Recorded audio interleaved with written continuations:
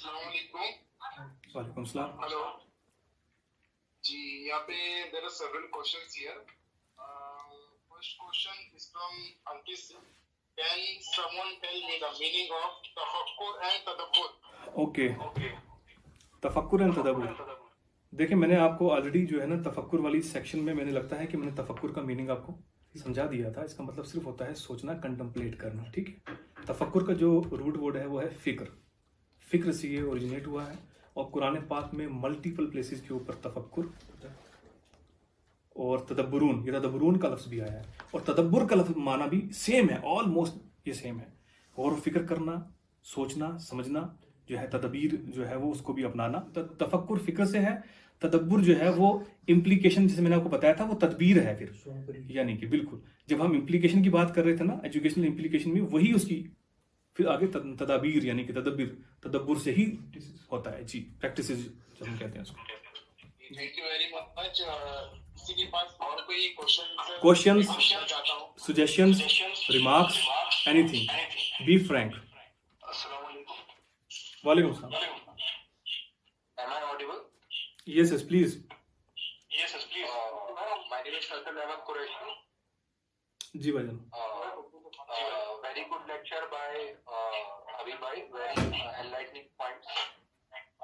I want to just make few brief observations. Ji golden age बहुत अच्छे से discuss किया प्लीज। और लेकिन मेरा जो आज के मुस्लिम सोसाइटी के मुताले से मेरा ये कहना है कि ज्यादातर जो हमारा सिविलाइजेशनल डेवलपमेंट स्टैग्नेट कर रहा है, तो उसके पीछे एक बड़ी चीज फॉरेन इंटरवेंशन की भी है। और मतलब इतना है कि जो आईआर पॉलिटिकल साइंस के स्कॉलर्स हैं, they understand that how difficult the scenario is right now. इसको मैं एस्केटोलॉजिकल, इस्लामिक एस्केटोलॉजिकल रोशनी में डाल के मैं आपसे चाहूंगा कि आप कभी इस पे एक और टॉक करें, जो कि एस्केटोलॉजी से जैसे फिरके की बात करी आपने, रसूलुल्लाह सल्लल्लाहु अलैहि वसल्लम ने कहा था कि भाई 73 फिरके हैं, उनमें से एक फिरका जो है वो जन्नत में जाएगा। तो ये फिरके वाराना चीजें, ये सब जो है ना एस्केटोलॉजी का भी पार्ट है। तो इसमें यहाँ बहुत सारी चीजें हैं। हलाकुफात का जिक्र किया आपने। रसूलुल्लाह ने कहा था एक दज्जाल होगा जो कि उनके चेहरे शेर जैसे होंगे। तो वो जो सेंट्रल एशियन मंगोलियन फीचर्स होते हैं वो उन्होंने पहले ही बता दिए थे एक हदीस में। तो कि मंगोल जो फितना खड़ा हुआ था दीन इस्लाम पर। तो वो चीजें जो है एस्केटोलॉजी का बहुत बड़ा रोल है आज के जमाने में। वो चीज अच्छी लगी सुन के काफी आपसे। जी जी, थैंक यू। देखें, जब हम एस्केटोलॉजी की बात करते हैं तो एस्केटोलॉजी, व्हाट इज एस्केटोलॉजी? एस्केटोलॉजी इज द इल्म आखिर ज़मान, आखिरी ज़माने का जो इल्म है उसको एस्केटोलॉजी कहते हैं कि आखिरी ज़माने में क्या होगा, प्रॉफेट सल्लल्लाहु अलैहि वसल्लम ने क्या प्रेडिक्शंस की हैं। ठीक है, हम किसी प्रेडिक्शन को हलाकू खान से जोड़ सकते हैं, किसी प्रेडिक्शन को खवारिज से जोड़ सकते हैं। There are many, so many predictions. किताबुल फितन की बहुत सारी अहादीस हैं जो आपको, जो हो सकता है उलमा आज से 500 साल अपने इलाके में, 500 साल पहले अपने ज़माने में जोड़ते हों, आज के उलमा हमारे ज़माने में जोड़ते हों। सो है, एस्केटोलॉजिकल एस्पेक्ट से भी हमें चीज़ों को देखना चाहिए। But at the same time जो है, क्या बोलते हैं कि हमें सबसे पहले जो है ना इन चीज़ों को एजुकेशनल एस्पेक्ट से देखना चाहिए।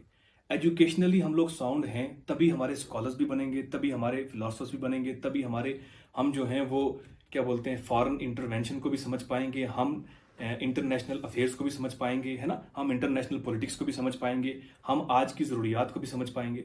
और ठीक है, उसको फिर हम साथ में एस्केटोलॉजिकली उसको लिंक करके देखें, उनको समझें।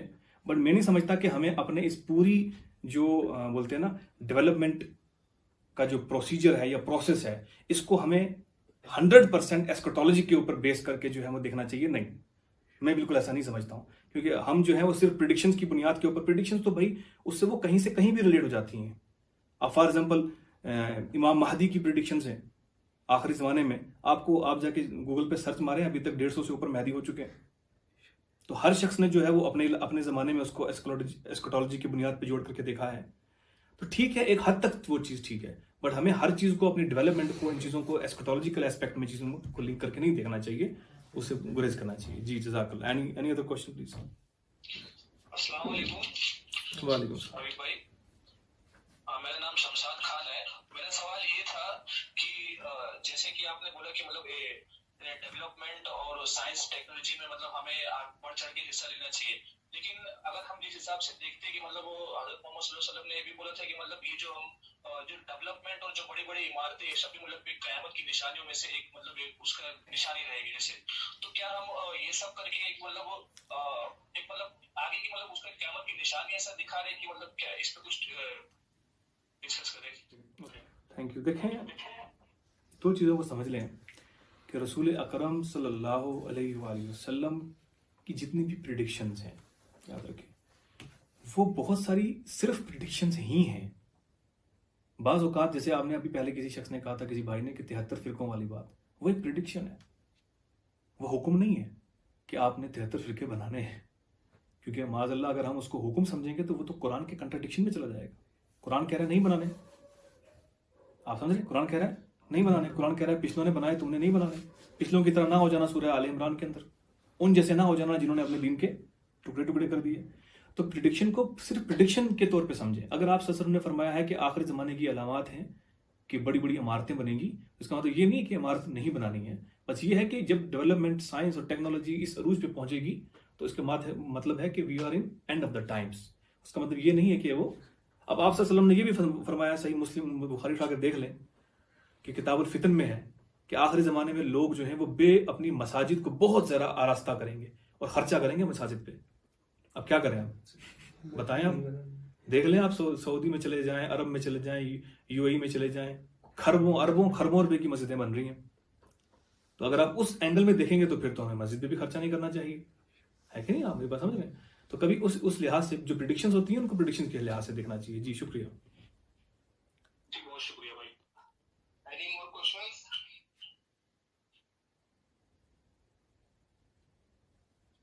Any online person? यस, अस्सलाम वालेकुम। वालेकुम सलाम इखलाक भाई। जी मैं ये कह रहा हूँ कि बहुत शुक्रिया, आपने बहुत ज़्यादा इनलाइटन किया हम सबको और आपने बहुत ही क्रूशल जो टॉपिक है उसको टच किया है। तो मैं समझ सकता हूँ कि ये इतना बड़ा टॉपिक है और इसको एक लेक्चर में कवर करना बहुत मुश्किल है। तो मैं एक ये सजेशन रखूँगा कि आप ये करें कि नेक्स्ट जब आपको टाइम मिले तो आप सब्जेक्ट वाइज निकालें। जैसे एक दिन आप केमिस्ट्री का निकाल लें, एक दिन आप जियोग्राफी का निकाल लें, एक दिन आप फिलॉसफी का निकाल लें, एक दिन आप मैथमेटिक्स का निकाल लें कि इस फील्ड में इस ग्रुप ऑफ स्कॉलर्स ने जो है कंट्रीब्यूट किया। तो उससे हमें ज़्यादा डिटेल में चीज़ें सामने आएंगी और एक अच्छा लेक्चर सीरीज बन के आएगा सामने। उससे ये भी फ़ायदा होगा, जैसे जितने भी हमारे पार्टिसिपेंट यहाँ पे हैं उनमें से कोई पॉलिटिकल साइंस से होगा, कोई फिजिक्स से होगा, कोई केमिस्ट्री से होगा, कोई जियोग्राफी से होगा। तो डिफरेंट सब्जेक्ट से जब लोग पार्टिकुलर ग्रुप ऑफ स्कॉलर्स या फिलासफर या साइंटिस्ट के बारे में जानेंगे तो ये उनके लिए आई थिंक फर्स्ट एक इम्प्रेशन होगा, फर्स्ट एक्सपीरियंस होगा कि उनको लगेगा कि ये हमारी फील्ड के स्कॉलर्स हैं जिनका अनफॉर्चुनेटली हमें आज तक पता नहीं था। तो अगर पॉसिबल हो सके फ्यूचर में तो मैं ये एक हम लोग सजेशन रखूंगा यहाँ आपके सामने कि आप नेक्स्ट जो सीरीज कोई करें या लेक्चर करें तो आप सब्जेक्ट वाइज करें, ताकि उसमें हमारी जो नॉलेज है वो भी बढ़े और जो स्टूडेंट पार्टिकुलर फील्ड से हैं उन्हें पता चल सके कि हमारा जो पास्ट है, हमारी जो साइंटिफिक ट्रेडिशन है या हमारा जो फिलोसफिकल ट्रेडिशन है वो ये था। तो वो आई थिंक एक सब्जेक्ट वाइज अगर सीरीज बन सके, पॉसिबल हो तो अगर आप करें तो वो काफ़ी हेल्पफुल रहेगा। शुक्रिया। जी बहुत बहुत शुक्रिया इखलाक भाई। इखलाक भाई मेरे बहुत ही अच्छे दोस्त हैं, जेएनयू में पीएचडी कर रहे हैं। और इखलाक भाई को खैर पता ही है, हमारी डिस्कशंस होती रही हैं इस पे पहले भी। मैंने बारहा सोचा कि मैं गोल्डन एज को और हमारे साइंटिफिक ट्रेडिशन को और साइंटिफिक कंट्रीब्यूशन को एक पूरी सीरीज़ के तौर पे उस पर लेक्चर्स करूं।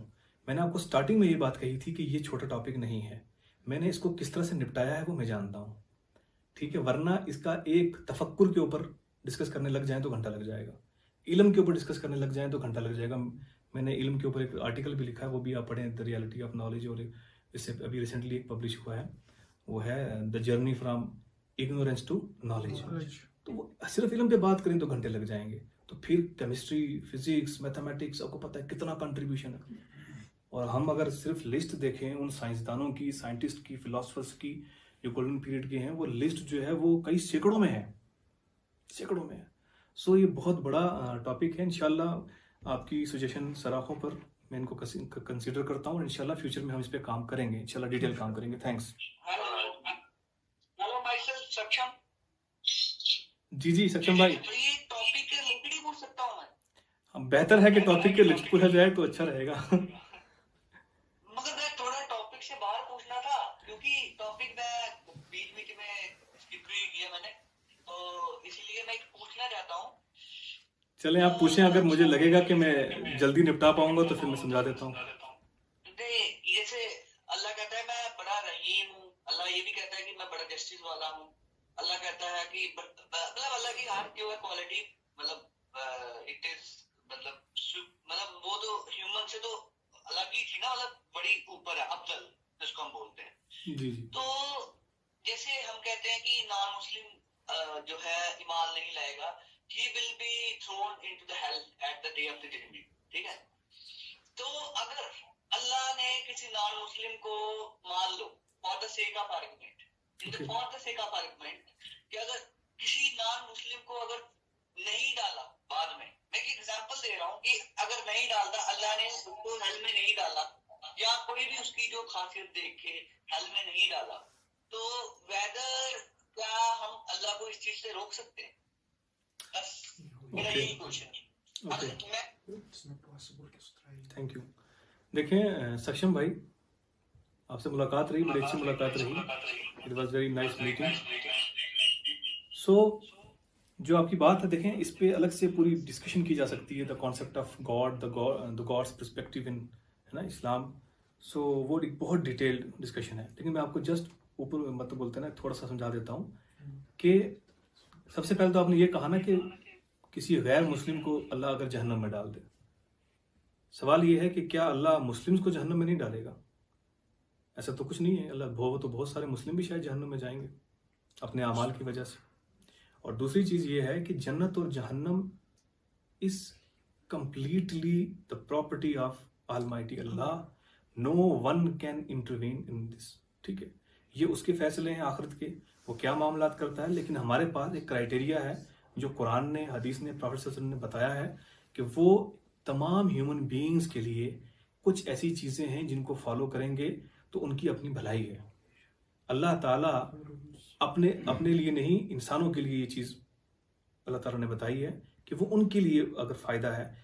एनी ह्यूमन बीइंग जो ये चीज़ सोचता है कि that he has to die one day, और उसको ये बात फिक्र आती है कि मरने के बाद मेरा क्या होगा, उसको इस बारे में सोचना चाहिए कि मरने के बाद दो ही ऑप्शन हो सकते हैं, या दुनिया होगी या दुनिया नहीं होगी। तो दुनिया नहीं होगी तो मामला खत्म, बट व्हाट इफ 0.1% मान के चलिए कि होगी, तो it is better to do risk management. Risk management कर लेना चाहिए, जिस तरह हम हेल्थ इंश्योरेंस करते हैं, ठीक है, उस तरह। हाँ, क्योंकि हेल्थ इंश्योरेंस करने वाला इंसान जो है वो कभी ख्वाहिश नहीं करता कि मैं बीमार होऊंगा, लेकिन दुनिया में हर इंसान करता है हेल्थ इंश्योरेंस। तो जब या तो हमारे पास कोई ऐसा बंदा होता जो मर के देख के वापस आया होता, ये ना रिलीजियस लोगों के पास ऐसा कोई है और ना ही एथिस्ट के पास ऐसा कोई शख्स है। तो जब हमारे पास है ही कोई नहीं, लेकिन हमारे पास थ्योरीज हैं, तो दोनों में से वो वाली थ्योरी जो ज्यादा फेवरेबल है और ज्यादा बेनिफिशियल है, उसको अपनाना ज्यादा सही है बनिस्बत इसके कि जिसमें हमारे पास रिस्क हो, खतरा हो। तो it is better to do risk management. बाकी एक बात याद रखें कि ऐसा कुछ भी नहीं है कि सिर्फ मुसलमान जन्नत में जाएंगे। There are so many verses in holy Quran जहां पे अल्लाह ताला ने फरमाया कि यहूदियों में से बेशुमार लोग हैं, ईसाइयों में से बेशुमार लोग हैं जो नेक अमाल करेंगे, और साबईन में से बेशुमार लोग हैं। क्योंकि असल में रिलीजन है ही एक, जो शुरू से आदम अलैहिस्सलाम से शुरू हुआ था, फिर वो उसमें करप्शन आती गई, करप्शन आके वो अलग अलग ग्रुप्स में बढ़ते चले गए लोग। जो शख्स उस रिलीजन को रिकग्नाइज कर लेगा, उसकी प्रैक्टिसेस को फॉलो करेगा, अल्लाह ताला उसको बहुत रहीम है, बहुत करीम है, उसको माफ भी फरमाएगा, उसको जन्नत भी अता फरमाएगा। बाकी इंशाल्लाह will discuss in detail someday, है ना। वो ये था कि जो गोल्डन एज का पीरियड था, दैट वाज द दौर ऑफ खिलाफा, दैट वाज अब्बासी खलीफेट। सो अब ऐसा नहीं है, वेस्टफेलियन ऑर्डर है, ठीक है, मुल्कन जबरिया है, मसनद अहमद की हदीस भी है कि भाई अब मलूकियत का दौर होगा, फिर जो है ये सारे मैटर्स हैं। तो इसमें मेरा कहना यह है कि भाई अब खिलाफत के जो हैंगओवर हम लोगों को है, उसके चक्कर में जो है 3 3 million Muslims have given their life, died, martyred in different Muslim lands. So ये जो मतलब मेरा कहना है कि साथ में जो तालीम के साथ जो पॉलिटिकल डेवलपमेंट्स भी होते हैं, और तालीम और पॉलिटिकल डेवलपमेंट्स जो होते हैं वो लिम्बो में नहीं होते, वो दे आर इंटरकनेक्टेड. सो अगर मान लीजिए गोल्डन एज लानी है वापस और वही साइंटिफिक नर्चर मतलब होना है इस्लामिक वर्ल्ड को दोबारा, तो उसके लिए पॉलिटिकल बेस तैयार होना पड़ेगा. अब उसके लिए जो है बहुत सारी तंजीमें बनी हुई हैं, उसमें जो है मुसलमान एक दूसरे को मार रहा है, खत्म कर रहा है, बाहर फॉरेन इंटरवेंशन भी हो रही. तो इसका क्या क्या हल है? क्या हम मेहदावियत के लिए बैठे रहें, या हम लोग जो है खुद अपने माइंड को डम कर लें, जो पॉलिटिक्स में ना देखे, सिर्फ जो है इनवर्ड लुकिंग हो जाए? तो please shed some light in few words please. So I would be very grateful. Thank you भाईजान. देखिए, सबसे पहले तो एक बुनियादी कॉन्सेप्ट आप ये समझ लें कि इसमें कोई शक नहीं है कि चाहे साइंटिफिक और एजुकेशनल डेवलपमेंट हो, इसका कहीं ना कहीं लिंक गवर्नेंस से होता है. गवर्नमेंट अगर अच्छी होगी तो वो इन चीज़ों को प्रमोट भी करेगी. लेकिन एक चीज़ को ज़रा आप दोबारा नज़र घुमाएं, throughout the world there are so many countries जहाँ के लोग जैसे हैं वहाँ की गवर्नमेंट भी वैसी ही है. आप साउथ अफ्रीका में चले जाएं, आप नाइजीरिया में चले जाएं, जहाँ के लोग जैसे हैं, कहते हैं ना, जैसी प्रजा वैसा ही राजा. तो अगर लोग एजुकेटेड होंगे, लोगों के अंदर कल्चर डेवलप होगा एजुकेशन का, इल्म का, तफक्कुर का, तो फिर लोग काम करेंगे. जैसे मिसाल के तौर पे हमारे यहाँ लोगों को डिमांड क्या है? रिजर्वेशन. मैं एक जस्ट एक मिसाल दे रहा हूँ. लोगों को डिमांड क्या है? रिजर्वेशन. तो गवर्नमेंट का इंटरेस्ट क्या है? रिजर्वेशन. तो जब लोगों का डिमांड होगा यूनिवर्सिटी, लोगों का गवर्नमेंट का इंटरेस्ट क्या होगा? यूनिवर्सिटी. लोगों का डिमांड होगा इल्म, तो गवर्नमेंट का इंटरेस्ट होगा इल्म. So it is not in that sense related with खिलाफा ओनली. अगर ये आप, मैंने पहले ही कहा था कि इजिप्ट के अंदर भी काम हुआ, वहां पे फातिमिड्स थे. स्पेन में बहुत काम हुआ, आप उठा के पढ़ लें, ग्रेनेडा के बारे में पढ़ लें, कार्डोबा के बारे में पढ़ लें. ठीक है, पूरी पूरी बुक्स लिखी गई हैं. वहां पे उमैयद थे और यहाँ पर अब्बासिद थे. तो ये कोई एक किसी उससे ना खिलाफा से रिलेटेड चीज है, ना किसी डेमोक्रेटिक. अच्छा, 2 मिनट की आप अगर साइंटिफिक और एजुकेशन की बात करते हैं तो यूरोप में कौन सी खिलाफा है? जरा इस पर्सपेक्टिव में देखें, वहां तो खिलाफा नहीं है, लेकिन वो लोग कितने आगे डेवलप हो गए विदाउट एनी खिलाफा. So it is not something related with, समझे, उस चीज के साथ रिलेटेड नहीं है. जब लोग अच्छे होंगे, लोग इस तरह निकलेंगे फील्ड्स में आगे, तो कैसी भी गवर्नमेंट हो वो ऑटोमेटिकली उसको सपोर्ट भी करते हैं, प्रमोट भी करते हैं. एक चीज और, आपने कहा था महदियत के बारे में. देखें, मैं कभी भी ये नहीं कहूंगा कि मुसलमानों को जो है वो किसी के इंतजार में काम नहीं करना चाहिए.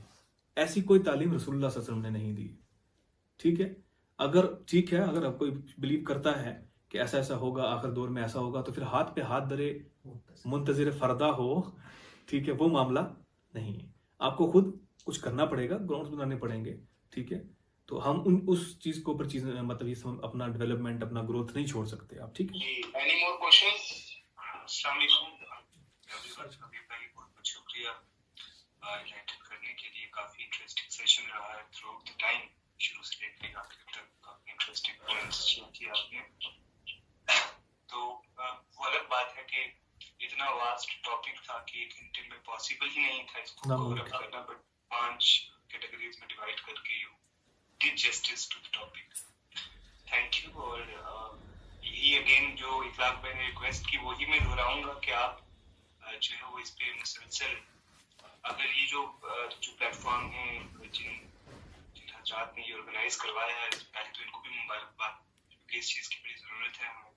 और इस तरह के सेमिनार्स अगर वीकली नहीं तो फोर्टनाइटली होने चाहिए. हफ्ते में 15 दिन में एक इस तरह का डिफरेंट लोगों को अप्रोच कर रिसोर्स पर्सन को अप्रोच कर, प्रोफेसर्स को, इंडिपेंडेंट रिसर्चर को अप्रोच करके इस तरह के टॉपिक्स पर जो है बहुत जरूरी है, मैं समझता हूँ, अलग अलग टॉपिक्स पर इस तरह की डिस्कशन ऑर्गेनाइज करवा. और मेरा एक एडवाइस है, या ये समझिए गुजारिश है, रिक्वेस्ट है कि एक बड़ी गलतफहमी है हम लोगों में, और अक्सर ये जो यूथ है उनमें भी, जो बाकी लोग हैं उनमें, कि इल्म के लिए यानी कंट्रीब्यूट करने के लिए, नॉलेज में यानी इस्लामिकली भी कंट्रीब्यूट करने के लिए, नॉट सिर्फ के रिलेटेड ही नहीं, बल्कि क्योंकि कोई भी इल्म नाफे हो तो वो इस्लामिक एजुकेशन ही कहलाता है. There is no concept of secular और इस्लामिक एजुकेशन इन इस्लाम. तो एक कंसेप्ट हम लोग में ये राइज हो गया है कि आप तभी कंट्रीब्यूट कर सकते हो इस्लामिक नॉलेज में, इस्लामिक फील्ड में, अगर आप किसी पर्टिकुलर मदरसा से पास आउट हो या कोई आपके पास कहीं से सनद हो या कहीं से हो। अगर कोई बच्चा यूनिवर्सिटी में गया है तो उसके जहन में ये चीज डाल दी जाती है you are not valid person और राइट पर्सन, आपके पास जो है अथॉरिटी नहीं है टू कंट्रीब्यूट। तो वो डाल दी जाती है, तो वो कोशिश भी करता है तो उसको बहुत डिस्करेज किया जाता है। तो इसमें मैं समझता हूँ कि ये जरूरी है, टॉपिक रिलेटेड है, इसमें थोड़ी क्लैरिटी कर दिया। तो आपका बहुत बहुत शुक्रिया। आपने सही बात बोली। इल्म में हम जो है, इल्म ऐसी चीज़ है कि उसमें कोई भी कंट्रीब्यूट कर सकता है जिसके पास इल्म है। बड़ी ही प्यारी मिसाल के साथ मैं ना आपको एक बड़ी बेहतरीन चीज़ बताने वाला हूँ। जो लोग ये तसव्वुर करते हैं कि इल्म जो है, मैंने आपको पहले बता दिया था, इस्लाम में इल्म का बहुत बड़ा तसव्वुर है, बहुत कमाल का तसव्वुर है।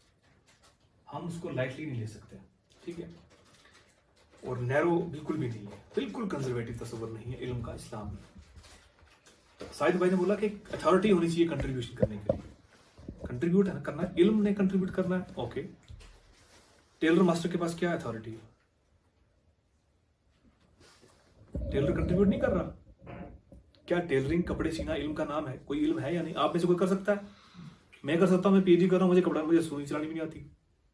तो ये इल्म है ना, कंस्ट्रक्टिव इल्म है ना। ये कपड़े जो हमारे तन के ऊपर हमारे जो बोलते हैं ना शर्म हया का वो बने हुए हैं, लिबास बने हुए हैं, ठीक है, ये इल्म है और ये इल्म नाफे है, ये भी बता दूं आपको। और अगर किसी को लगता है कि ये इल्म नहीं और इस इल्म का ताल्लुक दीन से नहीं, तो फिर क्या छोड़ सकते हैं आप इसको, ठीक है। तो कंट्रीब्यूट कर रहा है टेलर, कंट्रीब्यूट, फार्मर कंट्रीब्यूट कर रहा है। फार्मर ने कहां से सीखा? छोड़ें, मैं आपको बड़ी सिंपल सी बात बताता हूं। हमारे पास बहुत नैरो इल्म है, मतलब इल्म का तस्वर बहुत नैरो है। एक बार्बर जो कटिंग करता है, आप सब कटिंग कराते हैं, हम कटिंग कराते हैं, दाढ़ी ठीक करवाते हैं, है ना। ये इल्म है ना, मैं और आप तो नहीं कर सकते ना ये काम, ये एक इल्म है और इल्म नाफे है। और हम उसको समझते हैं, हम उसको हकीर समझते हैं। माज़अल्लाह, बिल्कुल हकीर नहीं है। एक स्वीपर भी हकीर नहीं है, याद रखें। वो कंट्रीब्यूट कर रहा है सोसाइटी में, yes it is a contribution. और अगर आपको लगता है कंट्रीब्यूशन नहीं, तो फिर आज के बाद बाल कटवाना बंद कर दें। सीरियसली, अगर आपको लगता है कि टेलर जो है वो कंट्रीब्यूट नहीं कर रहा इल्म नाफे में, तो छोड़ दें टेलर को। ये तो बहुत दूर की चीज है। खाना पकाना, मैं पहले भी कई बार मिसाल दे चुका हूं अपने फ्रेंड सर्कल में। खाना पकाने एक इल्म का नाम है, जो हमारी घर में हमारी माएँ बहनें करती हैं, ज्यादातर हम लोग भी करते हैं, मैं खुद करता हूँ। और हॉस्टल्स तो बहुत सारे लोग जो हैं यूनिवर्सिटी स्टूडेंट्स करते हैं। वो एक इल्म का नाम है। आप उसको हकीर नहीं समझ सकते। अगर आप समझते हैं कि उसका कोई लेना देना नहीं है, तो फिर क्या आप छोड़ सकते हैं उस इल्म को? सो ये मैं समझाना चाहता हूं कि every and each type of इल्म नाफे has a specific place and significance in Islam. We can not ignore that, we can not belittle that. So हर कोई कंट्रीब्यूट कर सकता है। इसके लिए कोई जो है, एक पीएचडी स्कॉलर भी कंट्रीब्यूट कर सकता है, मैंने पहले बता दिया था। एक डॉक्टर भी कर सकता है, एक इंजीनियर भी कर सकता है, एक आलिम दीन भी कर सकता है, एक मुफ्ती भी कर सकता है, ठीक है, एक टीचर भी कर सकता है, एक फार्मर भी कर सकता है, ठीक है, एक टेलर भी कर सकता है। तो ये है इल्म का तसव्वुर। हर किसी को कंट्रीब्यूशन करने का हक भी है। जज़ाकल्लाह। लास्ट क्वेश्चन है, कोई करना चाहेगा?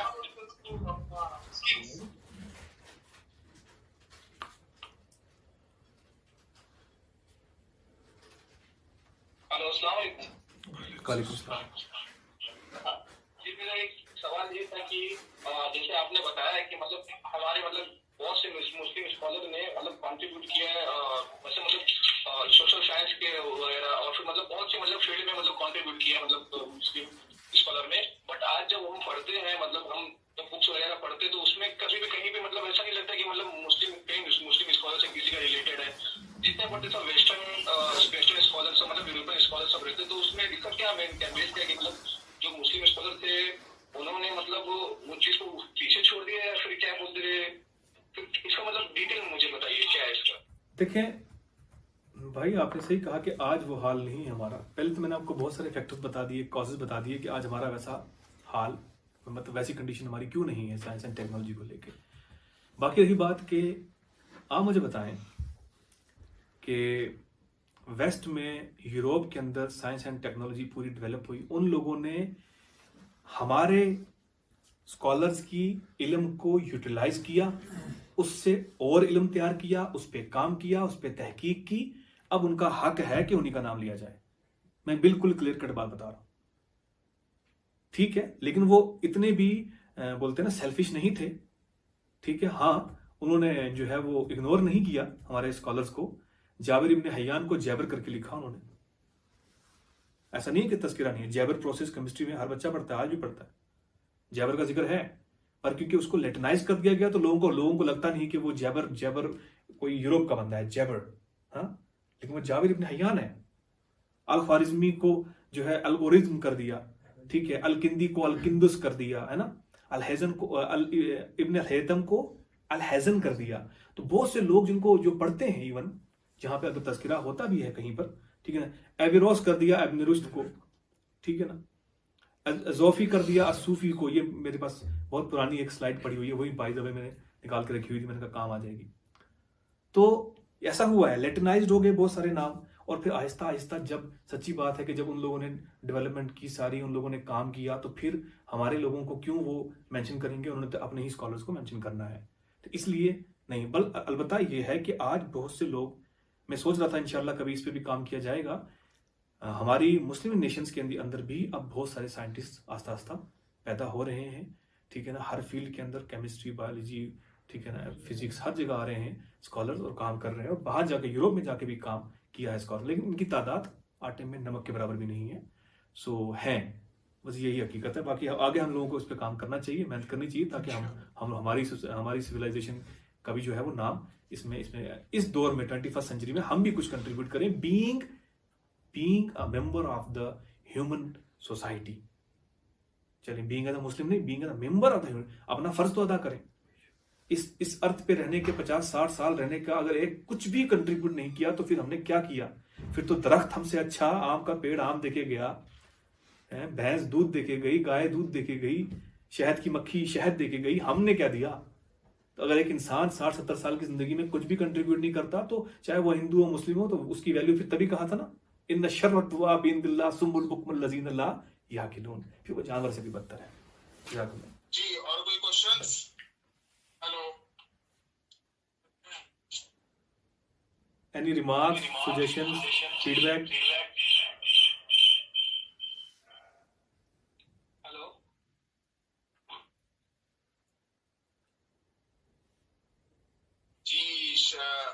जी बिलाल भाई। जी जी मेरे ख्याल से आखिरी क्वेश्चन था जी। तो यहाँ पे हम टॉपिक को कंक्लूड कर जी सैफ भाई, हमारे पास क्योंकि यहाँ पे ऑफलाइन भी हमारे पास कुछ फ्रेंड्स बैठे हुए हैं, तो एक दो क्वेश्चन इनके भी इंटरटेन करते हैं, फिर हम इसको क्लोज करते हैं ना। ठीक है जी चलेगा। जी, प्लीज आप म्यूट कर देना जी, प्लीज।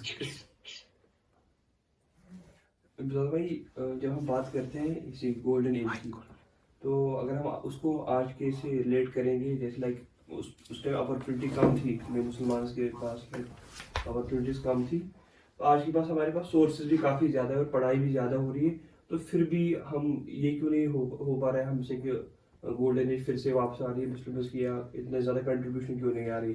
और प्लस और एक क्वेश्चन है कि लाइक अगर हम रिसर्च करने बैठेंगे, अब कुछ चीज़ें या कुछ कोई फील्ड है, लाइक अगर बायोलॉजी की बात करेंगे तो वहाँ पे एवोल्यूशन का कंसेप्ट आता है, तो वो कंट्राडिक्ट कर रहा है यहाँ से इस्लाम के साथ, तो उसको कैसे देखें, या जो चीज़ इस्लाम के साथ कंट्राडिक्ट करे तो उसको कैसे लेके चलें? जी थैंक यू भाईजान। बात ऐसी है कि देखें, पहले एक चीज़ तो ये याद रख लें कि नॉलेज जो है ना, वो दो किस्म की है। एक है रिवील्ड नॉलेज, जिसे हम डिवाइन नॉलेज कहते हैं, एक है एक्वायर्ड नॉलेज। रिवील्ड नॉलेज हमारा ये बिलीफ है क्रिएटर की तरफ से है, जिसने कायनात का जर्रा जर्रा बनाया है, and he knows and every bit of that thing, हर चीज जानता है, हर छोटी सी छोटी इंफॉर्मेशन उस रब को पता है। वो इंफॉर्मेशन भी पता है जो 1000 साल के बाद होने वाली है। अब 2 मिनट के लिए तस्वीर कर लें कि 1000 साल पहले जो सिविलाइजेशन है, वो 1000 साल के बाद जिस मकाम पे पहुंच के कोई चीज डिस्कवर करेगी, वो 1000 साल पहले डिस्कवर्ड नहीं है। हो सकता है कि वो वाला तस्वुर जो 1000 साल पहले था, वो कंट्राडिक्ट कर रहा हो रीजन की किसी चीज से, लेकिन वो 1000 साल बाद जाके वो क्या हो जाएगा, उसके साथ इत्तेफाक कर जाएगा, एग्री कर जाएगा। मैं आपको कई मिसाल देता हूँ। मिसाल के तौर पे इवन साइंस की फील्ड में भी ये होता है, ये मसला सिर्फ रिलीजन का, religion and science is not something opposite. ये बहुत बड़ी गलतफहमी है लोगों को। रिलीजन, दीन, साइंस उसका एक हिस्सा है। साइंस इल्म का माना है, साइंस का माना है इल्म। और मैंने बताया आपको रिलीजन दीन है, और दीन का एक पार्ट छोटा सा क्या है, इल्म भी है। ये कोई आपस में कंट्राडिक्टरी चीजें नहीं है जो आप साइंस वर्सेस इल्म करके देते हैं। वर्सेस उस चीज का होता है जो तकाबुल हो जिनका आपस में, ये तकाबुल का मसला ही नहीं है। जिस तरह दीन में एक हिस्सा इबादत का है, दीन में एक हिस्सा हमारी माशियात का है ना, दीन में हिस्सा हमारा जो है वो और है ना मामलात का है, उसी तरह दीन में हमारा हिस्सा इल्म का भी है, उसी का नाम साइंस है। ठीक है, मैंने आपको बता दिया कि उस एजुकेशन ने हमें कहां पहुंचाया। तो आज हम इस साइंटिफिक कॉन्सेप्ट्स को, बहुत सारे कॉन्सेप्ट्स को कंट्राडिक्ट करते हुए देख रहे हैं। मिसाल के तौर पे आपने नाम लिया डार्विनिज्म का। देखें, चार्ल्स डार्विन ने पूरी जिंदगी लगाई, उसने एक थ्योरी दे दी। ठीक है, जरूरी नहीं है कि वो 100% राइट हो। जैसे गैलीलियो से पहले स्टैटिक यूनिवर्स की थ्योरी एग्जिस्ट करती थी, उसी को एक्सेप्टेंस हासिल था साइंटिफिक वर्ल्ड में कि यूनिवर्स क्या है, स्टैटिक है, there is no expansion in the universe. लेकिन जब गैलीलियो आया और उसने दरियाफ्त किया बहुत सारी चीजों को, तो उसने ये प्रूव करके बता दिया कि यूनिवर्स स्टैटिक नहीं है, यूनिवर्स जो है वो एक्सपेंड हो रहा है, एक्सपेंशन में है। ठीक है जी। तो साइंटिफिक ही वर्ल्ड के अंदर एक अकायद को दूसरे ने रद्द कर दिया। न्यूटन को जो है वो आइंस्टाइन ने रद्द कर दिया, किसी और को किसी ने रद्द कर दिया। तो जरूरी नहीं है कि साइंस किसी चीज को अभी बता रही है वो अगले 100 साल के बाद भी वो थ्योरी रहेगी। याद रख लें। मैं आपको एक छोटी सी एग्जांपल देता हूं, छोटी सी एग्जांपल। न्यूटन कितना पुराना साइंसदान है, मॉडर्न वर्ल्ड का, है ना जी। लेकिन न्यूटन को भी अगर कोई कहता ना कि एक वक्त ऐसा आएगा कि दुनिया के एक कोने में छोटी सी डिवाइस लेके एक बंदा बैठेगा और दूसरे कोने में छोटी सी डिवाइस लेके एक दूसरे को देखेंगे, तो शायद न्यूटन भी बिलीव नहीं करता। ये वक्त रिवील करता है चीजों को। हज़रत अली का कॉल है, आपने फरमाया कि टाइम रिवील्स एवरीथिंग, वक्त रिवील कर देता है। हम वक्त से पहले बहुत सारे फैसले करना चाहते हैं। ठीक है, स्टीफन हॉकिंग, आपको नाम सुना होगा, स्टीफन हॉकिंग बड़ा साइंसदान रहा है ब्लैक होल्स और इन चीजों के ताल्लुक से। स्टीफन हॉकिंग ने गॉड पर बहुत कुछ कहा, लेकिन उसने ये भी कहा कि science yet has to discover something। ठीक है ना। If science will be able to discover the God, क्योंकि याद रखें साइंसदान किसी भी चीज के मुनकिर जो है ना वो ऐसे नहीं होते, उनको दलाइल चाहिए होते हैं। यही रीजन है कि बहुत ज्यादातर साइंटिस्ट वो मुनकिर नहीं है, वो एग्नोस्टिक है। वो बोलते हैं हो भी सकता है, नहीं भी हो सकता, एथीस्ट कम है। ठीक है, उसने कहा कि if science in future science will discover the god, that discovery would be the greatest discovery of science। यानी कि उसने एक प्रोबेबिलिटी छोड़ी, क्योंकि साइंसदानों को ये चीज पता होती है कि हमने जितना भी इल्म हासिल कर लिया वो अल्टीमेट नहीं है, दिस स्पेस। लिहाजा आपको लगता है कि डार्विनिज्म के अंदर फ्लॉज हैं, यू जस्ट स्टडी द क्या बोलते हैं ओरिजिन ऑफ स्पीशीज रखी, आप पढ़ें इसको, आप पढ़ें इसको, इस चीज की थ्योरीज को पढ़ें। आपको लगता है कहां पे कंट्राडिक्ट कर रही है, मैं नहीं मानता। I can prove this. मैं पूरा लेक्चर दे सकता हूं 2 घंटे के ऊपर डार्विनिज्म के ऊपर, और मैं प्रूव कर सकता हूं कि human beings are not the part of Darwinism. और बाकी जानवर हो सकते हैं, but human being has a separate creation, ये मैं मानता हूं। ठीक है, तो आप पढ़ें इसको। अगर आपको लगता है गलत है तो आप रद्द करें। यही तो काम है ना इल्म का। अब जरूरी थोड़ी है कि चार्ल्स डार्विन ने जो कुछ लिख दिया वही दुनिया मानेगी। बहुत सारे फिलोसफर्स की बात, स्कॉलर्स की बात खुद साइंटिस्टों ने रद्द कर दी है, तो आगे भी बहुत सारी चीजें रद्द कर दी जाएंगी। जी हाँ जी सरजान भाई। अस्सलाम वालेकुम वरहमतुल्लाह। आपने जो मेन काज बताया था कि अब्बासियों की जो मतलब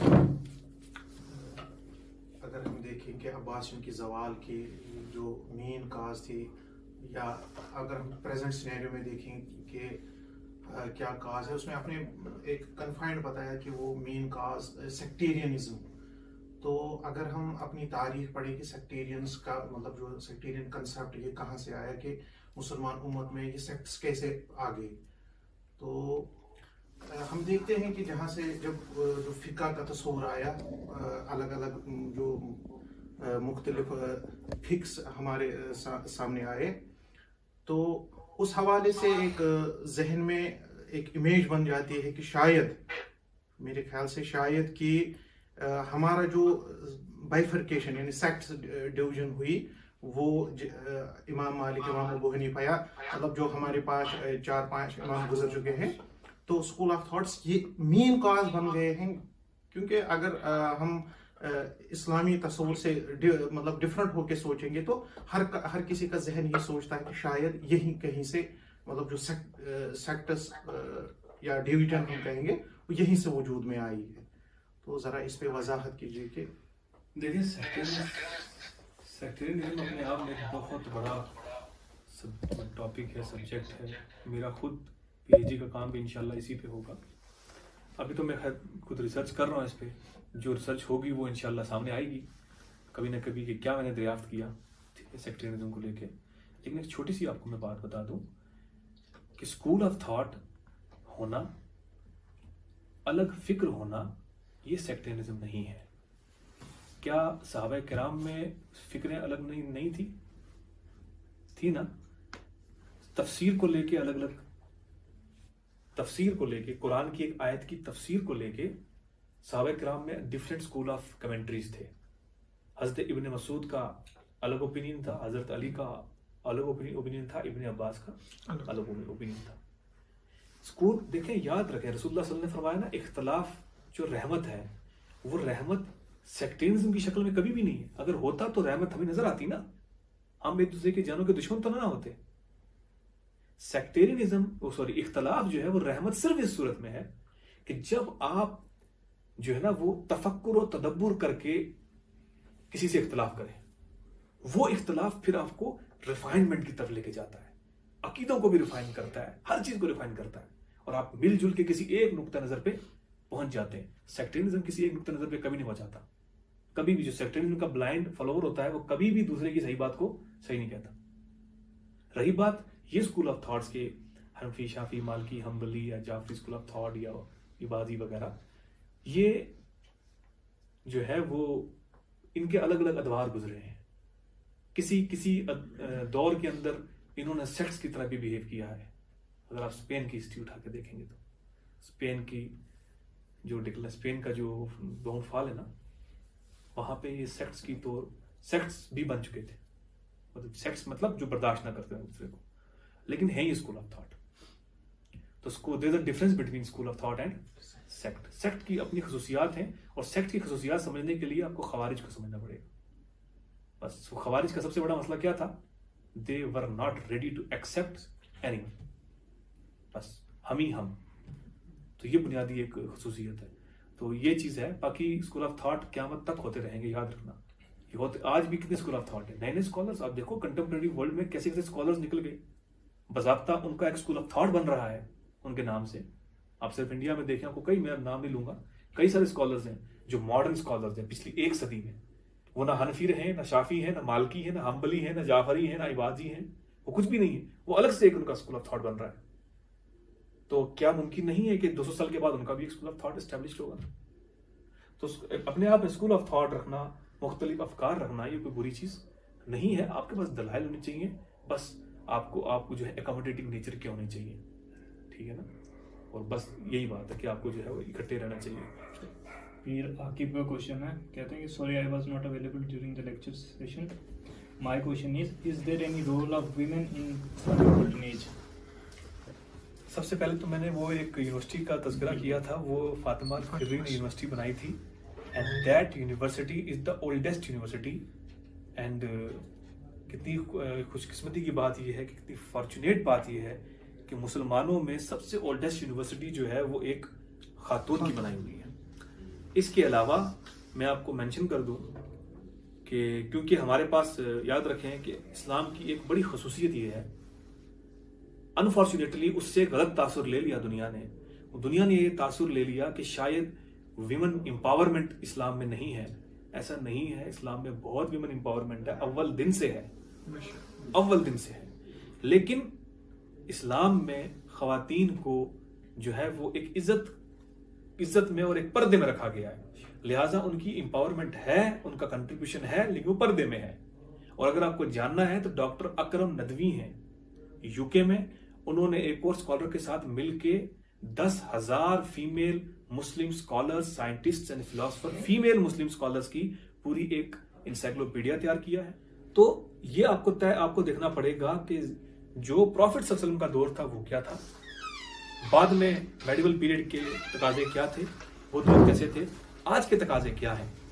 तो उस तकाजों के तहत आपको ये देखना है कि अगर फीमेल की वो जो बुनियादी बोलते हैं ना, जो इस्लाम ने जो फीमेल के लिए जो एक क्राइटेरिया सेट किया है, अगर वो कहीं पे कंप्रोमाइज नहीं हो रहा उनकी इज्जत का, उनके हया का, तो भाई वो दुनिया की किसी भी कंपनी में काम कर सकती हैं, वो कोई भी जॉब कर सकती हैं। हमें देखना है कि वो चीज कंप्रोमाइज नहीं होनी चाहिए, और अगर वो कंप्रोमाइज हो रही है ना, तो वो घर के अंदर बैठी हुई काम ना करने वाली भी सही नहीं है। फिर आप समझें, वो चीज अगर कंप्रोमाइज हो रही है ना, तो वो घर के अंदर भी ठीक नहीं है, और वो चीज कंप्रोमाइज नहीं हो रही है तो वो मस्जिद में भी ठीक है, वो मल्टीनेशनल कंपनी के अंदर भी ठीक है। उसके ऊपर फोकस करना है हमने कि वो फीमेल का जो तसव्वुर हया का और इज्जत का और एहतराम का जो दीन ने दिया है वो कहीं पे कंप्रोमाइज तो नहीं हो रहा।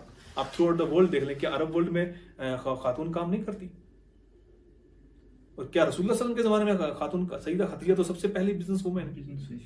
सहाबियात में कितनी सारी सहाबियात ऐसी थी जो एग्रीकल्चर का काम करती थी, और वो अपने हस्बैंड के साथ मिल के सब्जियां उगाती थी, काम करती थी, और ला के मार्केट में सेल भी करती थी। ठीक है, तो ये इसमें कोई हर्ज नहीं है मेरे हिसाब से। जैसे अभी ये गौरव फिक्र चल रही है, मतलब जो इंटरनेशनल डिबेट है इस्लाम को लेके, कि इस्लाम आइडेंटिटेरियन है, सिविलाइजेशनल है, या खाली एक फेथ है। चूंकि आइडेंटिटेरियन है तो जैसे इंडिया में डिस्कोर्स चलाते हैं कि भाई अब्दुल है तो अब्दुल जो है वो तो अब्दुल उज्जा भी हो सकता है, तो अब्दुल्ला होना उसका जरूरी, आप समझ रहे हैं। तो खाली अब्दुल को एक मुसलमान मान लिया, जरूरी नहीं है कि वो अपने अमाल से या अपने अकीदे से मुसलमान हो अब्दुल, क्योंकि पुराने जमाने में तो अब्दुल उज्जा, अब्दुल मनात भी नाम होते थे रसूलुल्लाह के टाइम पे सल्लल्लाहु अलैहि वसल्लम के। अब आइडेंटिटेरियन से बाहर निकलेंगे तो सिविलाइजेशनल आ गया, एक जो बाउंड्री फिशर है। सिविलाइजेशनल से मुराद ये है कि भाई हम जो है अपनी जो सिविलाइजेशन है, जैसे Persian Islam, Hindi Islam, अरेबी Turkish form of Islam, तो फिर इससे बाहर निकलेंगे तो एक फेथ के पर्सपेक्टिव से जिसमें आइडियोलॉजी और फिलोसफी का कॉम्बिनेशन होता है। तो ये बहुत इंपॉर्टेंट एक मेटाफिजिकल एक सॉर्ट ऑफ वो है, खिंचाव हो रहा है। तो यहाँ पर आप कैसे इसको देखना चाहेंगे, कैसे डील करना चाहेंगे, खासकर आइडेंटिटेरियन एस्पेक्ट ऑफ इस्लाम को लेकर? ओके, जज़ाकल्लाह भाई, बड़ा इंपॉर्टेंट, बहुत इंपॉर्टेंट क्वेश्चन। ठीक है, देखें, सबसे पहले मुसलमानों को ये समझ लेना चाहिए कि मेजॉरिटी ऑफ मुस्लिम्स को खुद रीजन की हकीकत का नहीं पता है। ये मैं बड़े सुख से बात कह रहा हूँ।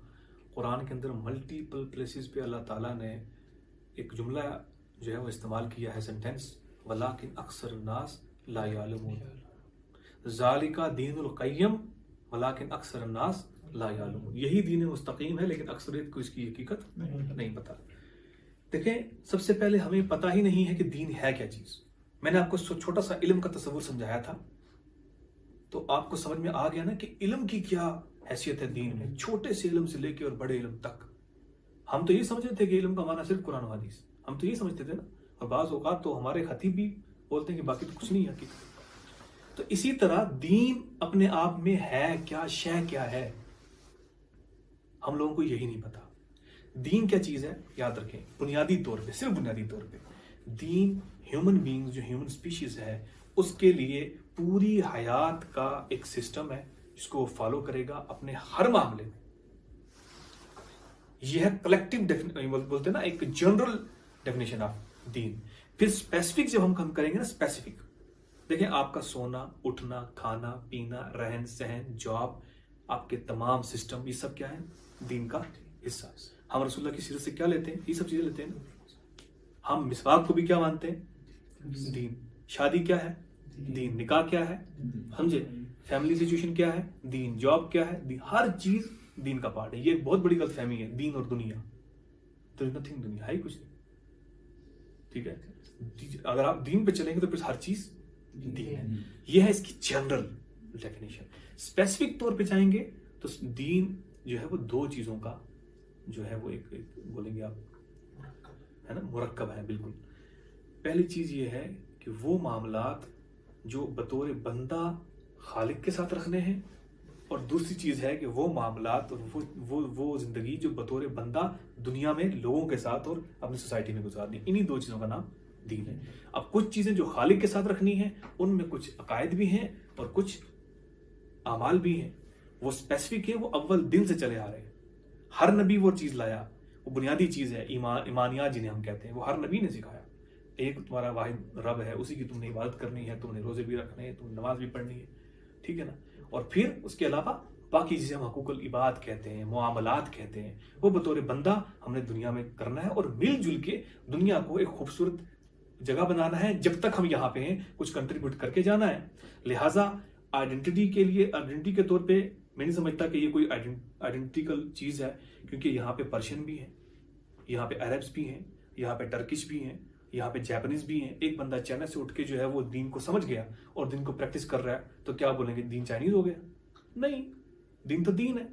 हज़रत मूसा की ज़बान वो नहीं थी जो हज़रत मोहम्मद सल्लल्लाहु अलैहि वसल्लम की थी, उनकी ज़बान हिब्रू थी, उनकी ज़बान में लफ्ज़ अल्लाह के लिए कुछ और इस्तेमाल होता था, दीन के लिए कुछ और इस्तेमाल होता था। कुरान पाक में आया कि हमने हर नबी को उसकी कौम में भेजा। अगर आप आइडेंटिटी से जोड़ के देखते हैं तो फिर दीन की तो बहुत सारी आइडेंटिटीज हो जाएंगी ना। तो हर कौम में नबी भेजा, यानी कि हर कौम में नबी आया, हर जबान में नबी आया।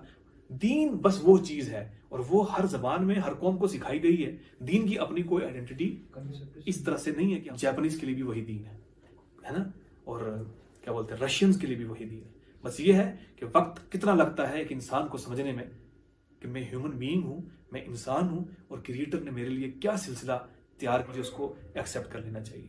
बस यही हकीकत है।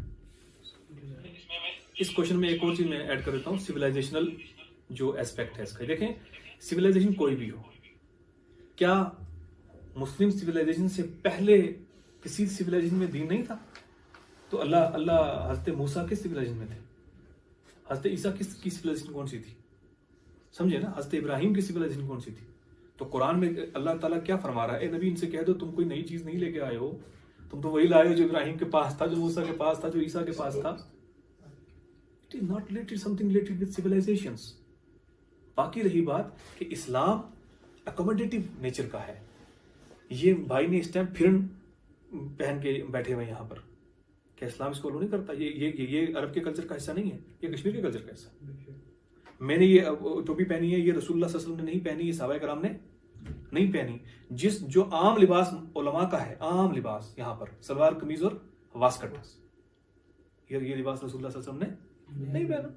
तो कल्चर को अकोमोडेट करता है इस्लाम। हमें देखना बस इतना है कि वो इस्लाम की बेसिक वैल्यूज से चीज टकरा ना रही हो। अगर किसी, अब रसूलुल्लाह सल्लल्लाहु अलैहि वसल्लम जिस जमाने में थे तो शराब एक कल्चर का हिस्सा थी, ये बात पता है आपको, अरब के कल्चर का हिस्सा थी। वो बेसिक वैल्यू से टकरा रही थी, उस कल्चर के हिस्से को छोड़ दिया। उसी कल्चर का पार्ट इमामा भी था, अबू जहल भी पहनता था, अबू लहब भी पहनता था, लेकिन वो चीज कंप्रोमाइज नहीं कर रही थी आपके रिलीजन को, लिहाजा वो रहने दिया। उसी कल्चर का पार्ट दाढ़ी भी थी, सबके चेहरे पे थी, उसको रहने दिया।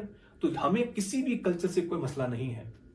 दुनिया के किसी कोने में कोई भी कल्चर हो, अगर वो कल्चर इस्लाम की बताई हुई डेफिनेशंस, उसकी बताई हुई वैल्यूज के साथ कंट्राडिक्ट नहीं कर रहा, उसके अंदर फिटिंग बैठ रहा है, उसे पहनने में, उस कपड़े को लगाने में, उस कल्चर को अडॉप्ट करने में, उस खाने में, उस पीने में कोई हर्ज नहीं है। आज हम पिज्जा खा रहे हैं, आज हम नूडल्स खा रहे हैं, हम यहाँ मक्की की रोटी खा लेते हैं, रसूलुल्लाह सल्लल्लाहु अलैहि वसल्लम नहीं खाई है। तो सिविलाइजेशन के साथ जोड़ के, आइडेंटिटी के साथ जोड़ के, जबान के साथ जोड़ के कभी इस्लाम को नहीं देखना चाहिए। इस्लाम का बहुत बड़ा पर्सपेक्टिव है, ये हर इंसान के लिए है, हर ह्यूमन बीइंग जो पैदा हुआ है उसके लिए दीन है। जो आपका टाइटल है ना डिस्कशन का, the golden age of Islam, तो मेरा सवाल ये था कि अगर हम इस्लामी तारीख देखें तो उसमें हदीस में आया कि सबसे बेहतर जो वक्त है वो नबी सल्लल्लाहु अलैहि वसल्लम का दौर है, और उसके बाद नबी सल्लल्लाहु अलैहि वसल्लम के सहाबा का दौर है, और उसके बाद जो इस तरह जो है, तो हम ये किस तरह कह सकते हैं कि जो गोल्डन एज ऑफ इस्लाम है वो सिर्फ इस चीज की वजह से कि उमैया और अब्बासिद के टाइम में टेक्नोलॉजिकल एडवांसमेंट की वजह से जो है वो टाइम फिर गोल्डन एज मतलब इस्लाम हो गई। कि जो कंसेप्ट ऑफ गोल्डन एज है ये 19th सेंचुरी में आया है, जो वेस्ट की तरफ से मतलब दिया गया। वो मानते थे कि गोल्डन एज वो है जो इसमें एनलाइटनमेंट तो ये मेरा सवाल मतलब जो आपके जो बेसिक जो टाइटल था उसी पे है कि इसका टाइटल अलग से होना चाहिए था कि टेक्नोलॉजिकल एडवांसमेंट हुआ इस्लामिक सिविलाइजेशन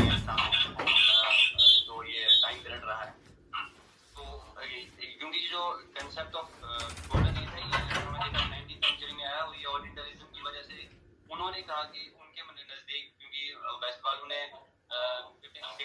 सेंचुरी में जब एनलाइटमेंट हुआ यूरोप में, RNS हुआ, तो उन्होंने फिर कहा कि क्योंकि यहाँ पे टेक्नोलॉजी एडवांसमेंट हो रही है, साइंसेज हैं, तो उन्होंने ये कहा कि जो है ये गोल्डन एज है। तो मुझे लगता है कि गोल्डन एज जो है वो ना कि ये जो आपने बताया 8 से 40 सेंचुरी तक है, बल्कि सहाबा का ही दौर है और रसूलुल्लाह के कुछ जमाने का दौर ट्रू गोल्डन एज है। ठीक है, शुक्रिया शुक्रिया, बहुत बहुत बड़ी अच्छी बात पूछी है। मैं थोड़ा और ब्रीफ कर देता हूँ आप लोगों को। देखें, पहली चीज़ तो याद रखें कि कोई भी चीज़ जब उर्फ़ आम में इस्तेमाल की जाती है तो उसका माना हरगिज़ ये नहीं होता कि वो दूसरे के मद्दे मुकाबिल है, ठीक है, या उसको लिटरली नहीं ले सकते। मिसाल के तौर पे मैं आपको मिसाल दे देता हूँ। आपको ये अच्छे से पता है कि रसूल अकरम सल्लल्लाहु अलैहि वसल्लम ने फरमाया था कि खिलाफत राशिदा 30 बरस तक रहेगी, उसके बाद मलूकियत आ जाएगी। यही वजह है कि हम सही मानों में खिलाफत राशिदा के बाद के जो हुक्मरान थे उनको हम खुलफा नहीं मानते। लेकिन इमाम जलालुद्दीन सयूती ने लिखी है तारीखुल खुलफा, उसके अंदर यजीद का भी जिक्र है, अब है ना, अल वलीद का भी है, मुस्तासिम बिल्ला का भी है, अब्बासियों का भी है, उमैय्यद का भी है, लेकिन वो सबको खुलफा लिख गए। आज हम आम फहम में कहते हैं उमैय्यद कैलिफेट, आम फहम में, जबकि वो हकीकी माना में कैलिफेट नहीं है। हम आम फहम में कहते हैं अब्बासिद कैलिफेट, लेकिन वो हकीकी माना में कैलिफेट नहीं है। आम तौर पे पूरे मुसलमान इंडिया पाकिस्तान में कहते हैं खिलाफत उस्मानिया। वो मोनार्कियल रूल था, वो फैमिली रूल था, वो खिलाफत नहीं थी, लेकिन आम फहम में चलता है। तो ये आम फहम में गोल्डन पीरियड मैंने पहले स्टार्टिंग में बता दिया था, just because of the advancement of science and technology की बुनियाद में। ये तो आप मानते हैं ना कि अलजबरा जितना डिस्कस इस एज में हुआ उतना सहाबा कराम के एज में नहीं हुआ। आप समझ रहे हैं? एस्ट्रोनॉमी, मेडिकल साइंसेज जितनी इस एज में हुई उतनी सहाबा कराम की एज में नहीं हुई। अब सवाल है कि फिर रसूल सल्लल्लाहु अलैहि वसल्लम ने क्यों कहा कि बेहतर है? तो जरूरी नहीं है कि वो साइंस एंड टेक्नोलॉजी के एस्पेक्ट में कहा हो, वो ईमानियात के एस्पेक्ट में कहा होगा, मोरालिटी के एस्पेक्ट में कहा होगा, वो दीन की परफेक्शन के एस्पेक्ट में कहा होगा, वो दीन की प्रैक्टिकलिटी के एस्पेक्ट में कहा होगा। आप समझ रहे हैं कि आस्ता आस्ता दुनिया तबाह हो जाएगी, आस्ता आस्ता लोग छोड़ देंगे, तो इसलिए सबसे अच्छा जमाना मेरा है, उसके बाद का जमाना, उसके बाद का जमाना। तो स्पेसिफिकली साइंस एंड टेक्नोलॉजी की वजह से वो गोल्डन एज है, ठीक है। और रही बात एक और जोक और बोलते हैं ना वो वाली ईमान वाली बात कह दूं तो भाई इसको हम गोल्डन एज कह रहे हैं, सहाबा कराम के दौर को आप डायमंड एज बोल दें, इसमें क्या है? डायमंड तो गोल्ड से भी ऊपर है, प्लेटिनम बोल दें, लेकिन हकीकत यह है जो मैंने आपको बता दी है, उस पे आम की बात होती है। शुक्रिया जी। मसला ना बिल्कुल जो हमने आज पे डिस्कस किया, मतलब मुझे ये लगा था क्योंकि गोल्डन एज जो है ना, जो कंसेप्ट है, जो टर्म जो है, तो गोल्डन एज ये होता है कि किसी टाइम पीरियड का आप जो है वो उसमें कुछ ऐसा अचीव कर लो जो उससे पहले या उस टाइम तक जो है अचीव ना की गई। तो गोल्डन एज की जो टर्म गोल्डन एज है, असल में इसका मीनिंग जो है वो है कि आप किसी चीज में पीक पे पहुंच गए हो। तो मुझे लगता है कि इस्लामिक जो हिस्ट्री है इसमें very concept of golden age जो है वो, जैसे आपने कहा कि डायमंड है, क्या वो अलग बात है, कह सकते हैं हम डायमंड एज, बट क्योंकि टर्म जो है गोल्डन एज वो यूज ही इसीलिए होती है कि किसी चीज का आपको पीक दिखाना हो कि इसमें हम सब पीक पे पहुंचे हैं। तो मुझे ये लग रहा है अभी भी कि ट्रू गोल्डन एज ये जो टर्म है ये हम उस टाइम के लिए नहीं यू कैन डिसएग्री भाई, लेकिन मैंने आपको बताया ये उर्फ आम की बात है। और सबसे इंपॉर्टेंट बात यह है कि इससे तो आप डिसएग्री हरगिज नहीं कर सकते कि साइंस एंड टेक्नोलॉजी का जो अरूज रसूलुल्लाह सल्लल्लाहु अलैहि वसल्लम से लेके आज तक की मुस्लिम सिविलाइजेशन है उसमें सबसे पीक पर जो है वो इसी एज में रहा है। इस चीज को आप भी एक्सेप्ट करेंगे, हर कोई जिसको जो पढ़ा लिखा है वो एक्सेप्ट करेगा। मैंने आपको बता दिया, केमिस्ट्री हो, फिजिक्स हो, मैथमेटिक्स हो या दीगर साइंसेज हो, उनमें जो पीक पर इल्म पहुंचा था वो इसी एज में पहुंचा था। और इसमें कोई तकाबुल नहीं है, याद रखें, इसमें वाज अल्लाह कोई तकाबुल नहीं है, कोई हकारत नहीं है। रसूल अकरम सल्लल्लाहु अलैहि वसल्लम के जमाने में जितना इल्म था आप सल्लल्लाहु अलैहि वसल्लम ने उतने को प्रमोट किया, उतने ही को प्रोपोगेट किया, उसी को सपोर्ट किया। बाद में बोलते हैं आने वाले अदवार में जिस तरह से चीजें होती गई उसमें उतनी डेवलपमेंट होती चली गई। लेकिन इसको गोल्डन एज कहने में कोई कबाहत नहीं है मेरे नजदीक। आप इसमें डिसएग्री कर सकते हैं, इसमें कोई इशू नहीं है। मेरे नजदीक इसलिए कबाहत नहीं है क्योंकि साइंस एंड टेक्नोलॉजी में लास्ट 1400 ईयर्स में मुसलमान पीक में इसी टाइम में थे, अभी भी नहीं है न पहले। जब गोल्डन एज कह रहे हैं तो उसका माना ही वही है, आप इस बात को समझें, उसका माना ही वही है। साइंस एंड टेक्नोलॉजी स्पेसिफिकली वहां पे लिंक्ड है, उसी माना में गोल्डन एज कहा जा रहा है और किसी माना में गोल्डन एज नहीं कहा जा रहा। और ये हरगिज इसका माना ये नहीं है कि हम उसके साथ किसी और चीज को हकारत में देख रहे हैं। वो सिर्फ साइंस एंड टेक्नोलॉजी ही के रिलेटेड उसको गोल्डन एज कहा जा रहा है। जी जी सारे क्वेश्चंस हो गए।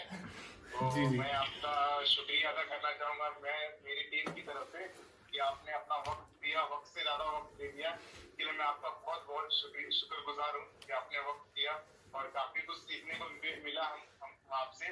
और भी लोगों को, अगर पार्टिसिपेंट का भी शुक्रगुजार हूँ कि उन लोगों ने अपना वक्त मतलब अपना निकाल के हमें ज्वाइन किया। आप लोगों का बहुत बहुत शुक्रिया। आप भी हमारे लिए दुआ फरमाएं कि अल्लाह ताला हमसे और भी काम लेवे दीन का, ताकि हम और काम कर सकें। ठीक है, इसी तरह हम जो है ऑनलाइन ऑफलाइन जो है दीन की खिदमत कर सकें, ह्यूमैनिटी की खिदमत कर सकें। जी जी बहुत बहुत बहुत बहुत शुक्रिया सैफ भाई, और सैफ भाई के साथ जितने भी हमारे मेंबर्स हैं ट्रूथ सीकर्स क्लब के मुंबई से, उन सबका बहुत बहुत शुक्रिया कि आपने मुझ जैसे तालिब इल्म को जो है इस लायक समझा कि मैं अपने अदना इल्म को जो है आप लोगों के साथ शेयर कर सकूं। और बोलते हैं मैं आपको ये रिक्वेस्ट भी करूंगा और सजेस्ट भी करूंगा कि इस चीज़ को छोड़िएगा मत। ये बहुत कम है हम लोगों में कि हम ना बात करते हैं ना डिस्कस करते हैं इन चीज़ों को लेके। आप इसको कैरी ऑन करें, हमारी तरफ से पूरी सपोर्ट आपको रहेगी। हम जितना सपोर्ट कर सकते हैं करेंगे। आप मुंबई से लेके पूरे इंडिया में चला दें ट्रूथ सीकर्स क्लब को, और वी आर विद यू। जज़ाकल्लाह, बहुत बहुत मुबारक हो आपको इस सेशन के लिए, और आप सबका सुनने के लिए और बोलते हैं पेशेंट लिसनिंग के लिए बहुत बहुत शुक्रिया। अस्सलाम वालेकुम वरहमतुल्लाहि वबरकातुहू।